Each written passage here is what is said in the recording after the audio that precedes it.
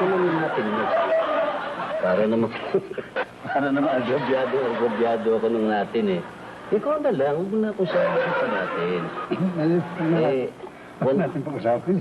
Kanina pa ako nilalapastangan dito sa edad. Pero pagkakatabi kita, nakakalamang ako. Alam niyo, ang pag-usapan natin, hindi pa kayo ni Pugong magkakaedad? Hindi. Kayo unang magkakasama niya, itong pangarap, kung ano-ano. Matagal kami nagkasama sa radyo pa, sa television, sa stage show, hanggang sa pelikula.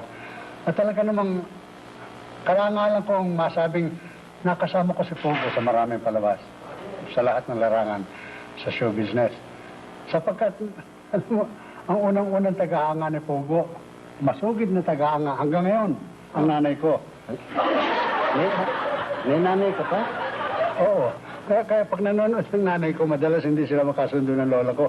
Dahil, yung lola mo, ang nanay mo nag-aaway. yun lamang may nanay ka, parang hindi dapat paniwalaan. May lola ka. Oo.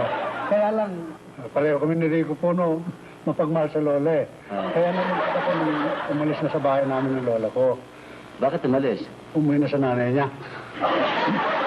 May nanay pa yung lola mo? Nagkaiwalay sila mag-asawa eh. Para kayo mga bato, no? Hindi kayo namamata. Hindi talagang ganun lang. Matitibay kasi katawan nila eh. Oo nga. Nakikita ko naman na katawan. Matibay ka.